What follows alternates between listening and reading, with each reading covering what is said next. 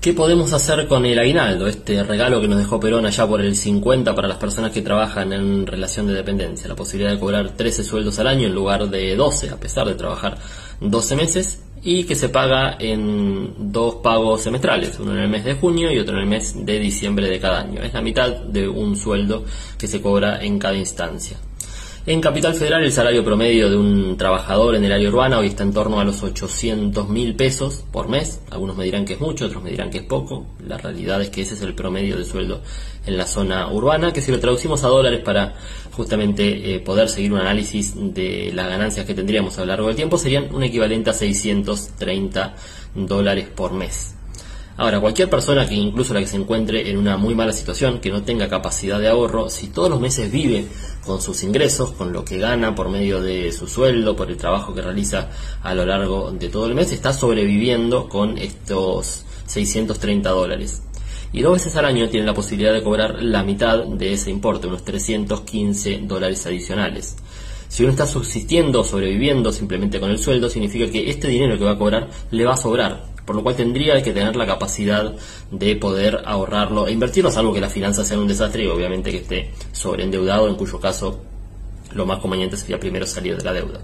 Pero en el caso de que una persona que viva al día tenga estos $630 por año como capacidad de ahorro, si los decide ahorrar linealmente, si decide $630 ahorrarlo todos los años por su historia de trabajador activo, que serán 40 años, desde los 25 años que empieza a trabajar hasta los 65 que se jubile, acumularía una suma de $25.200.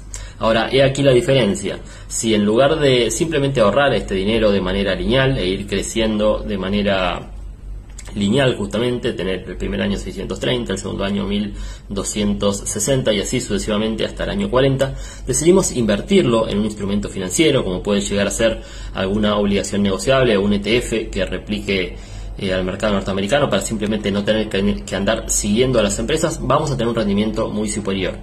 Con un rendimiento anual en torno al 10%, tendríamos en el mismo periodo de tiempo, en los mismos 40 años, la suma de $307.000.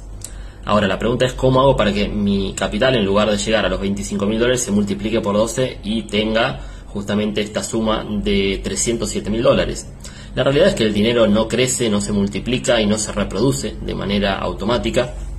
Requiere que nosotros realicemos alguna tarea, que realicemos alguna inversión y que tomemos algún riesgo. Nadie les va a pagar dinero simplemente por tener la plata parada en el banco. Requiere que ustedes asuman un riesgo y que realicen alguna inversión. Eso se puede realizar básicamente de 2 maneras: sobre un instrumento de renta fija, como puede ser una obligación negociable. En ese mundo nosotros nos convertimos en prestadores, en prestamistas, le damos nuestro dinero a una empresa que nos promete pagar una tasa de interés y esa empresa con ese dinero va a desarrollar un negocio, una actividad, algo que le genere un crecimiento mayor al que ya tiene o que puede realizar por métodos propios y acelerar su crecimiento, generando una rentabilidad adicional a la que a nosotros nos va a poder con la que nosotros nos va a poder pagar justamente esa tasa de interés que nos promete.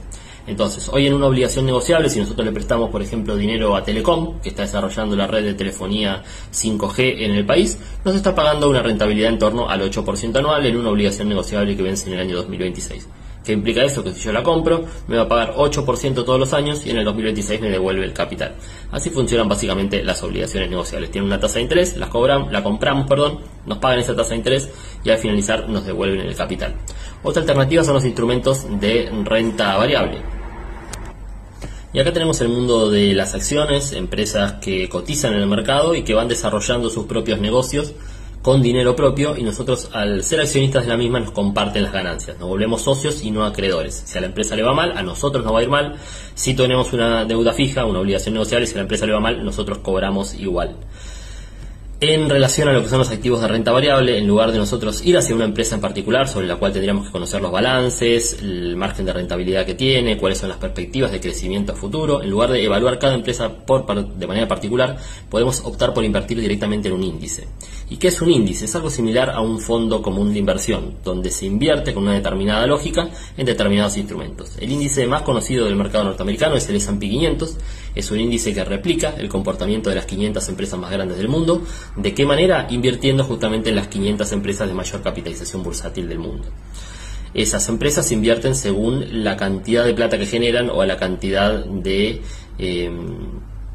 valor de mercado que tienen. En general, las empresas que más plata ganan son las que mayor capitalización bursátil tienen. Entonces nosotros vamos a estar invertidos en mayor porcentaje en las empresas que más plata ganan. Hoy en día son las empresas como Nvidia, como Apple, como Google, como Microsoft, como Amazon. Esas son las empresas más grandes del mundo. Entonces vamos a tener la mayor parte de nuestro dinero invertido en esas empresas y en menor medida en las empresas más chiquitas que componen esa lista de 500 empresas.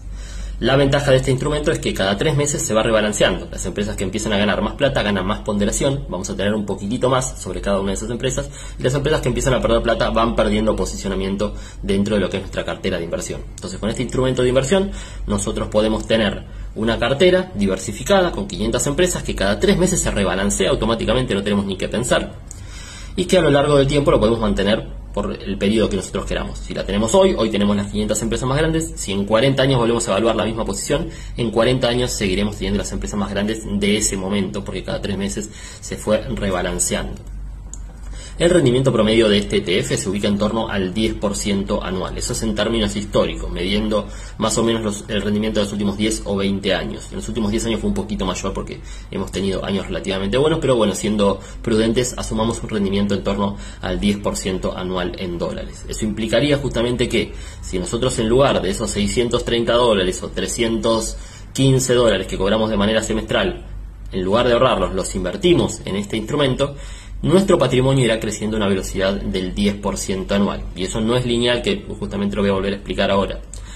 De esta manera llegaríamos con un 10% de rendimiento anual a una ganancia de unos $307.000 en un periodo de inversión de 40 años. Entonces la alternativa que estamos evaluando hoy, o lo que quiero que se lleven en limpio de este video, es que si ustedes hoy deciden ahorrar el dinero, van a llegar a la suma de unos $25.000 en un periodo de estos 40 años, y si deciden invertirlo, alcanzarían la suma de unos $307.000 por la rentabilidad que van obteniendo por estos mismos instrumentos. Ahora, a diferencia de lo que es la renta fija, la renta variable no nos paga una tasa de interés. Yo en una obligación negociable, si me pago un 8% y tengo invertido $10.000, todos los años se me van a acreditar $800 en concepto de intereses en la cuenta comitente. Eso no es algo que ocurra con los instrumentos de renta variable. La renta variable no me paga un cupón de interés, sino yo lo que veo es la apreciación del valor del activo a lo largo del tiempo.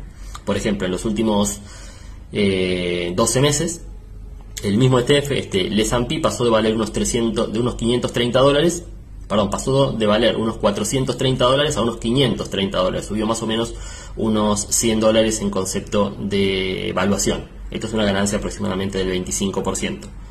Esto implica que en el último año, si yo hubiera invertido en este ETF, hubiera ganado un 25%. Ese es el rendimiento de los últimos 12 meses, lo cual no es lo que voy a ganar todos los meses. Perdón, es el rendimiento de los últimos 12 meses, lo cual no es el rendimiento que voy a ganar todos los años, sino que es lo que pasó puntualmente en los últimos 12 meses. Si nos remitimos a casos anteriores, por ejemplo el 2022, que fue un año malo, este mismo ETF rindió menos 18%. ¿Cuánto es eso? Si yo hubiera invertido $10.000 al principio del 2022, hubiera terminado a fines del 2022 con unos $8.200, esa pérdida del 18%.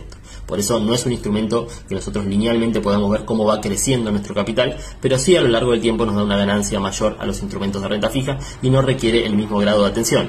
En los instrumentos de renta fija requiere que cuando cobremos un cupón de interés tengamos la precaución de salir a reinvertir ese cupón de interés, no olvidarnos de eso y seguir buscando empresas de buena calidad crediticia para seguir reinvirtiendo nuestros intereses. En un ETF, en el S&P 500, nosotros no cobramos nunca nada, más que un pequeño dividendo que nos va a pagar, pero es casi despreciable. Y nosotros ya tenemos nuestra cartera invertida, armada y rebalanceada automáticamente cada 3 meses. Y de ahí la diferencia de lo que es el comportamiento de un instrumento de renta fija a uno de renta variable. Algunos preferirán la previsibilidad y los rendimientos que los pueden ir viendo a lo largo de los años de la renta fija, ese 8% que van cobrando todos los años. Otros preferirán desentenderse directamente del tema, comprar un ETF, dejarlo si quieren por 40 años y saber que va a rendir en promedio un 10% anual en dólares, con años donde ganen plata y años donde terminen perdiendo plata, pero en promedio el rendimiento siempre es positivo. Único detalle a tener en cuenta, no se recomienda estar posicionado en instrumentos de renta variable para periodos de inversión cortos. Acá en el ejemplo que estamos dando es una cartera de inversión a 40 años, por lo cual tiene sentido estar posicionado fuertemente en instrumentos de renta variable o dedicar, si se quiere, la parte de nuestro aguinaldo, ese sueldo adicional anual, a comprar nominales del ETF del S&P y luego de 10, 20, 30, 40 años ver realmente una diferencia en el retorno, y no se recomienda para horizontes de 1, 2 o 3 años invertir justamente en este instrumento de inversión, porque podemos tener la desgracia de que justo cuando invertamos nos toque un año con rendimiento negativo como fue el 2022. Así que piénsenlo, no es despreciable un sueldo que se invierta al año, $630. Ustedes piensan que no los va a hacer millonarios, claramente no van a llegar a $1 millón en 40 años, pero sí pueden llegar a unos $300.000, los cuales les va a hacer la diferencia cuando tengan 65 años y no quieran depender de la jubilación, o directamente no puedan optar por depender de una jubilación para subsistir. Ya con esos $300.000 van a poder generar rentabilidades adicionales en activos de renta fija en dólares.